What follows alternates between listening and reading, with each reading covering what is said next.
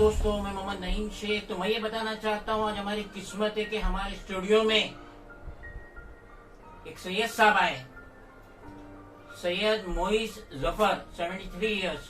तो इनके साथ किस तरीके से एक ग्रुप ने, एक ग्रह ने धोखा दिए, इनकी कमर्शियल प्रॉपर्टीज पे 1,63,00,000 रुपए का लोन लिए, लोन का भुगतान नहीं किए, और अब बैंक के रिकवरी एजेंट इन्हें परेशान कर रहे कि हम आपकी प्रॉपर्टी ऑक्शन कर देंगे, अगर हमको लोन अमाउंट नहीं मिला तो हम आपकी प्रॉपर्टी ऑक्शन कर देंगे।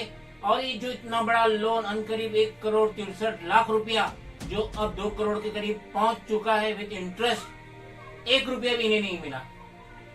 कैसे ये ग्रोह ने इन्हें अपने शिकंजे में लिए, और किस तरीके से बैंक की लेडी ऑफिसर और साथ ही साथ जो चार्टर्ड अकाउंटेंट है इस कंपनी का, किस तरीके से उन्होंने मिलके एक खिचड़ी पकाई और सैयद साहब को धोखा दिया। आगे हम सैयद साहब से मालूम करेंगे कि क्या हकीकत है, किस तरीके से इन्हें इन लोगों ने चीट करी। सैयद साहब, सबसे पहले तो आप अपना पूरा नाम बताइए और ये जो कमर्शियल प्रॉपर्टी उसका एड्रेस बताइए व्यूअर्स को। अस्सलाम वालेकुम। मेरा नाम सैयद मोइज जफर है। जोर से बोलिए। मेरा नाम सैयद मोइज जफर है और मेरी जो कमर्शियल प्रॉपर्टी है अहमदुल्ला अपार्टमेंट में गाला नंबर 5 में है, और वो 640 स्क्वायर फुट है। इसमें हम लोग काम करते थे, और काम करने के दौरान में हमारे को जो है अभिषेक मिला अफरोज के ज़रिए से। उसके बाद में रमेश चांदवड़े मिले, फिर दशरथ मिला। उसके बाद इन्होंने एक अच्छा मेरे को बोला कि भाई 6-6.5 करोड़ का ऑर्डर है, आपकी प्रॉपर्टी जो है ना मॉर्गेज करते हैं, मॉर्गेज करके आपको 1 साल में आपको पैसा रिटर्न करेंगे। और उन्होंने मेरे पे पूरे डॉक्यूमेंट पे साइन लिए, रजिस्ट्रेशन भी करा के लिए। और उसके बाद में फिर जो है ना बैंक में गया, और फिर मेरे को कोई ऑथराइज सिग्नेचर नहीं था। मैं इन लोगों ने बैंक में अकाउंट खोल खाल के अपना जो करने का काम किए। 3-4 महीने के बाद, 5 महीने के बाद उन्होंने वहाँ से ऑफिस छोड़ दिए। और पोजीशन मैंने लेने के बाद में वो फिर उनके पीछे रहा, फ़ोन करते रहा, कोई जवाब नहीं। अभिषेक को भी फ़ोन करते रहा, पुजारी को भी फ़ोन करते रहा, और पुजारी भी कुछ बात नहीं करता था। फ़ोन पे बोलता हाँ साहब हो रहा, लेकिन एक पैसा किसी का देना नहीं, कुछ नहीं। अभी तो फ़ोन भी स्विच ऑफ कर दिया, और व्हाट्सएप पे सो बात करना था, व्हाट्सएप भी बंद कर दिया। कोई सवाल नहीं, कोई जवाब नहीं। और जो बैंक वाले जो है मेरे पे टॉर्चर कर रहे हैं, मेरे पे एलिगेशन डाल रहे कि तुमने पैसा लिया है। हालांकि 1 पैसा नहीं लिया मैंने। और ये सारे पैसे जो है ना अभिषेक और अपने पुजारी ने अपना लेके अपना काम कर दिया। और उसका एड्रेस भी पता नहीं, घर का पता नहीं। वो बैंक वाले भी बोलते कि भाई हमको पता नहीं है। बैंक वालों को मालूम है, उनको सब एड्रेस वगैरह सब मालूम है, लेकिन वो दे नहीं रहे। और बैंक वाले जो है मेरे पीछे पड़ गए कि भाई तुम पैसा, तुम्हारी प्रॉपर्टी है जो ऑक्शन करेंगे। हालांकि मैंने 1 पैसा लिया नहीं, सारे पैसे इन लोगों ने लिए हैं, और सब पैसे लेके उड़ा दिए पैसे, और मेरे को 1 पैसा नहीं मिला। और ये परेशान कर रहे हैं, मेरे दिमाग पर टॉर्चर लग रहे, हमेशा फ़ोन करते रहे, कभी रात को फ़ोन करते, कभी दिन में फ़ोन करते। बैंक वाला मुझे फ़ोन करते रहे, भाई तुम्हारा जगह ऑक्शन करने का। मैं बोला भाई जिसके तुमने जो चेक दिया हुआ है और तो उसको तुम बाउंस हुआ तो उसके पीछे पड़ो ना। तो बोले नहीं, पहले हम आपकी जगह ऑक्शन करेंगे, बाद में उसके पीछे पड़ेंगे। हालांकि मेरा कोई कसूर नहीं है, जब उसने चेक दिया तो उसका ऑनर होना चाहिए, उसके पीछे पड़ना चाहिए। मैंने तो 1 पैसा लिया, मेरे अकाउंट में कोई पैसा आया नहीं है। सारी चीज़ें जो है पुजारी ने लिया है। अब पुजारी भी है जो अभी फ़ोन स्विच ऑफ करके बैठा है, कोई जवाब देता है नहीं, कुछ नहीं। अब इस हालत में मैं क्या करूँ, मैं बहुत परेशान हूँ। और मेरे बच्चे, मेरी वाइफ है, तो खाना पीना भी हमारा हराम हो गया है। और परेशान हूँ कि भाई कैसा होगा, क्या होगा मेरे बाद, मेरे बच्चों का क्या होगा, मेरे वाइफ का क्या होगा। ये मेंटली जो है इन लोग मेरे को बहुत तकलीफ दिए। और फिजिकली जो है, फिजिकली भी मैं मुझे दिल ही नहीं लगता खाना खाने के लिए। परेशानी की वजह से मैं एकदम उलझन में पड़ा हूँ। कैसे भी करके इसकी इसका कुछ हल निकले तो बहुत अच्छा है। इसीलिए मैंने लेटर वेटर सब जगह लिखा, लेकिन वो लेटर भी जो है इनके सब वापस आ गए मेरे पास में। कोई लेटर का जवाब नहीं, कुछ नहीं है। और ये जो लेटर जो है मेरे पास सब कॉपी पड़ी हुई है, सारे डिपार्टमेंट में लिखा है, लेकिन डिपार्टमेंट से भी कोई एक्शन नहीं लिया गया है। और मैं चाहता हूँ कि भाई कोई एक्शन लेंगे तो मेरी इसमें जान छूट जाएगी, और जो पैसा उन लोगों ने लिए उनसे रिकवरी कर लेवे, और मेरी जगह मेरे को दे देवे, मेरी जान छुड़ा देवे। अभी आपको सैयद साहब ने कुछ डिटेल्स में बताया और यकीनन आपकी समझ में नहीं आया होगा। मैं बताता हूँ हकीकत क्या है। सैयद साहब का एक गाला है 570 square feet, Abdulla apartment, A wing, गाला number 5, MT Ansari Marg, grant road east, Mumbai number 8। तो ये गाला ऑनरशिप का है और एंसेस्टर है, खानदानी है, अब इनके नाम पे। तो ये ग्रोह है, एक ग्रुप है जिसका हेड है रमेश पुजारी। मोबाइल नंबर है 9867031034। आधार नंबर है 43650675769। तो ये बिग बॉस है, यानी ये चीटरों का बॉस है। अभी इसने कंपनी 2018 में रजिस्टर्ड किया था। गूगल में मैंने सर्च किया तो उसका नाम आया, कंपनी का नाम है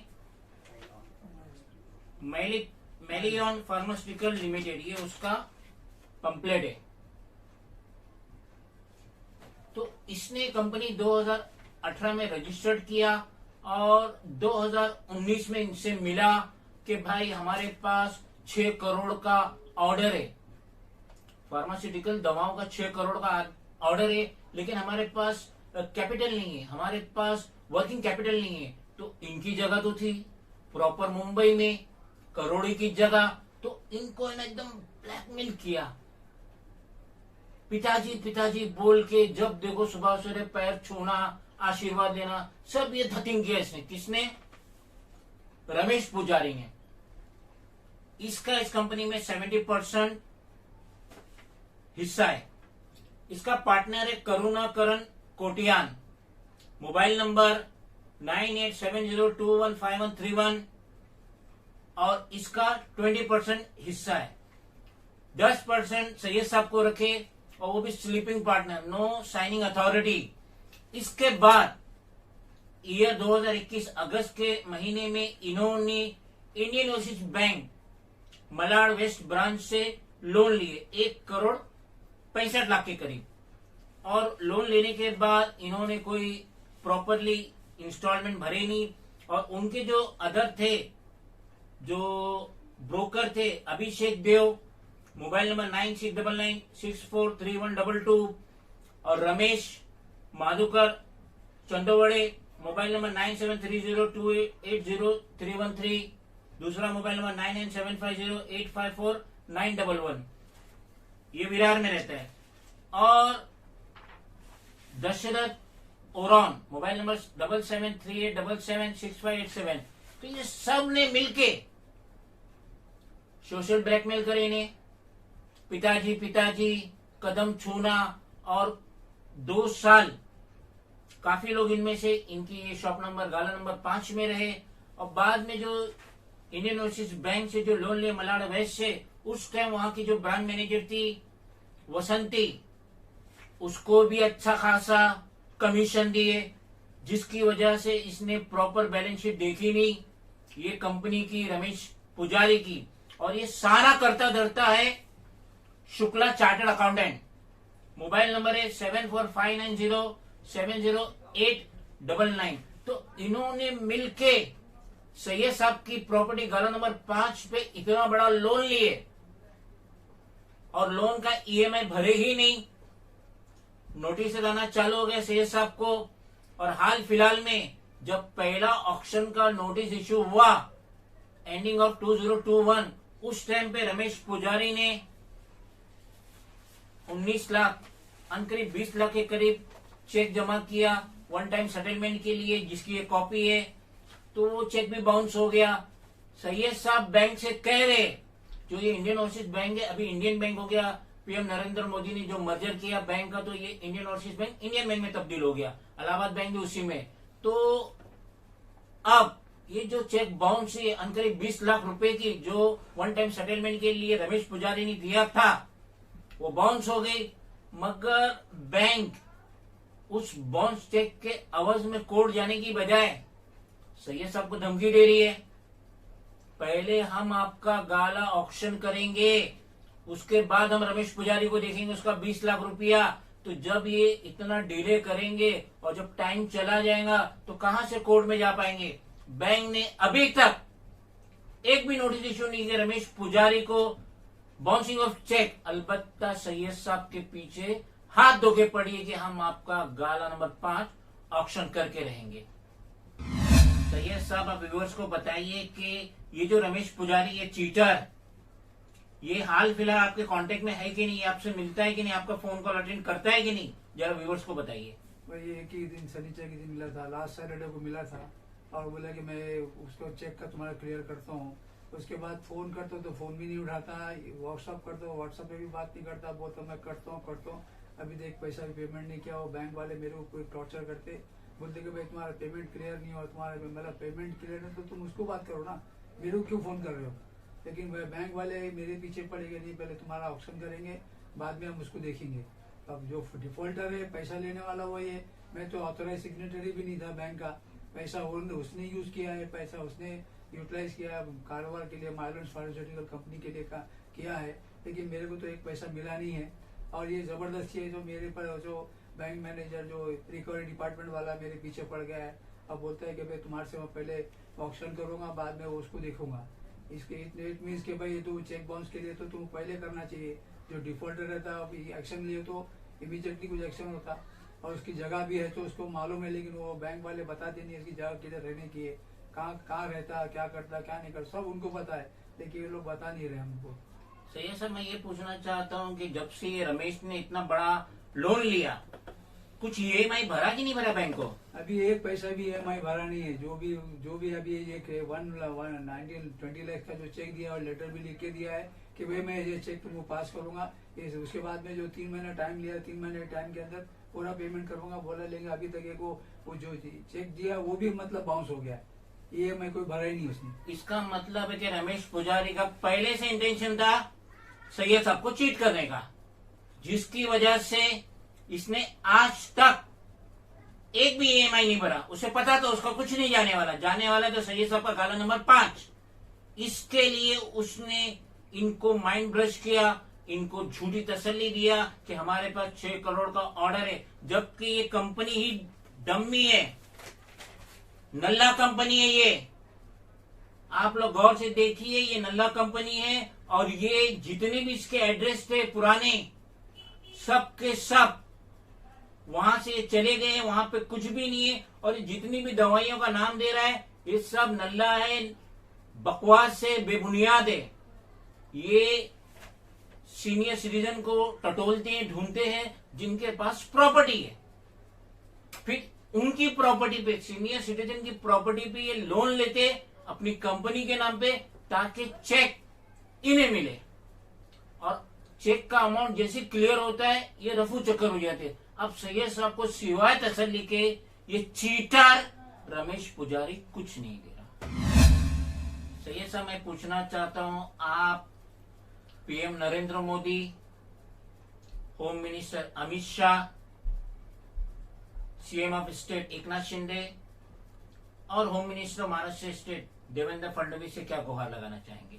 यही मैं आर्जी करता हूँ कि भाई ये जो पैसा जो लिया हुआ है वो कंपनी के अंदर लिया हुआ है, मायरन फार्मास्यूटिकल कंपनी, ये पुजारी ने अपने अकाउंट में डाला, मेरे अकाउंट में तो एक पैसा आया नहीं है। और ये ऐसी चीटिंग करते करते अपने को मेरे को ये पोजीशन में लाया।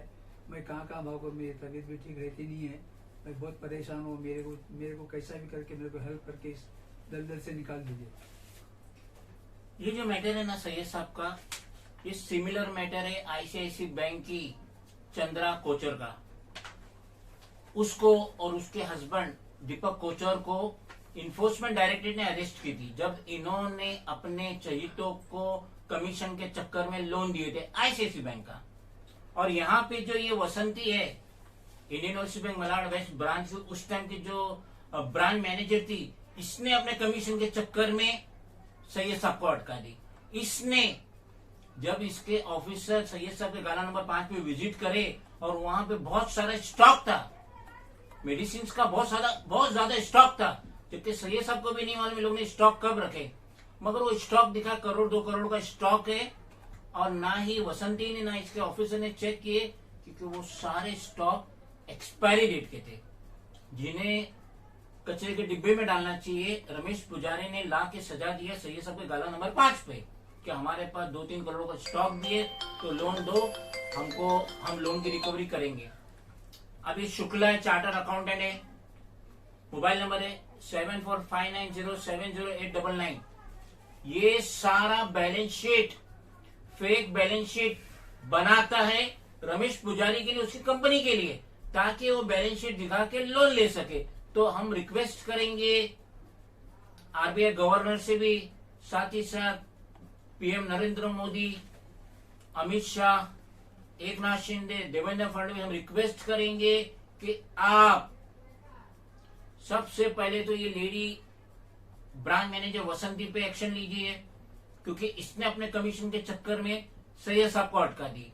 रही बात शुक्ला के चार्टर्ड अकाउंटेंट की, तो इसका तो रजिस्ट्रेशन ही कैंसिल होना चाहिए, क्योंकि ये इसी फेक बैलेंस शीट बनाता है, जबकि बहुत स्ट्रिक्ट एक्शन है। अगर फेक बैलेंस शीट पे कोई सीए साइन करता है तो शुक्ला तो हमेशा साइन करता है। और अभी हाल फिलहाल just 2 days before times of India में भी आया था कि बाप बेटे लोगों को हीरो होंडा की एजेंसी दिलाने के चक्कर में किसी से 1.5 करोड़ लिए, किसी से 2.5 करोड़ लिए, और अभी ये बाप बेटों को मुंबई पुलिस ने अरेस्ट की थी, शायद वो मलाड का या खार का वाक्य था। तो यहाँ पे इंडियन ओवरसीज बैंक, जो अब इंडियन बैंक बनी है, उनके ऑफिसर, उनके recovery agent, instead of taking action against Ramesh पुजारी और उसके गैंग मेंबर्स के, वो सैयद साहब के पीछे पड़े। उन्हें एक ही चीज सुझाई दे रही है कि सैयद साहब का गाला नंबर 5 को सबसे पहले ऑक्शन करो, पैसा रिकवर करो, जबकि सैयद साहब को 1 रुपया भी नहीं मिला। ये जो लोन ग्रांट हुआ था ये 2021 में, उस वक्त सैयद साहब की उम्र थी 71 ईयर्स और आज ये 72 ईयर्स के है, 73 ईयर्स के। तो 71 ईयर्स में तो लोन ही ग्रांट नहीं होता है। इंडियन जो एज है आदमी की 69 ईयर्स है, औरतों की 66 ईयर्स है, तो 71 में तो लोन ग्रांट नहीं होता है। तो ये इंडियन ओवरसीज बैंक ने लोन कैसा ग्रांट करी? ये लेडी वसंती ब्रांच मैनेजर ने कैसा लोन ग्रांट करी? इसने अपने चक्कर में लोन ग्रांट करी और सैयद सबको अटका दी। और अब ये रमेश पुजारी पे कोई एक्शन नहीं ले रही है, कोई सिंसियरिटी नहीं दिखा रही है, बस एक ही जिद कर रहे हैं इंडियन बैंक कि हम आपकी जगह गाला नंबर 5 को ऑक्शन करेंगे, जो कि कतई नहीं होना चाहिए। सैयद साहब ने ये बहुत ही ज्यादा टेंशन लिए, जिससे वो काफी उलझन में है, उनकी वाइफ, उनकी बच्चियां सब उलझन में है। और ये सब करता धरता है Vasanti, branch manager Indian overseas bank. आज शायद वो उधर नहीं है, शायद वो रिटायर हो गया, ट्रांसफर हो गया। और ये जो शुक्ला है चार्टर्ड अकाउंटेंट, ये आज भी मौजूद है, इसका मोबाइल आज भी चल रहा है, और इसी ने फेक बैलेंस शीट बनाया था जिसके बेसिस पे लोन ग्रांट हुआ था सैयद साहब की जगह पे। तो हम उम्मीद करते हैं कि जैसा कि सैयद साहब ने पहले भी कंप्लेंट डाले थे 23 अगस्त 2021 में, और आज भी हमने बहुत लंबी चौड़ी कंप्लेंट डाली, जिसकी एक कॉपी है। अनकरीब 21 डिपार्टमेंट में कंप्लेंट गई है, ऑनलाइन ऑफलाइन सब गई है, रजिस्टर पोस्ट गई है, ये कॉपी है उसकी। तो अब उम्मीद कर सकते हैं कि इंडियन ओवरसीज बैंक थोड़ा नींद से जागेंगी और सैयद साहब के गाला नंबर 5 के पीछे पड़ने की जगह ये अक्यूज्ड को अरेस्ट करेंगी, वो पुलिस कंप्लेंट करेंगी, क्योंकि ये ओपन चीटिंग एंड फ्रॉड है। ऐसे भोले वाले लोगों को रमेश पुजारी उसके गैंग के मेंबर ढूंढते हैं, फिर ब्लैकमेल करते हैं, उनको झूठी तसल्ली देते हैं, ख्वाब दिखाते हैं, हरियाली दिखाते हैं, और बिल आखिर इनकी प्रॉपर्टी पे लोन लेके रफू चक्कर हो जाता है।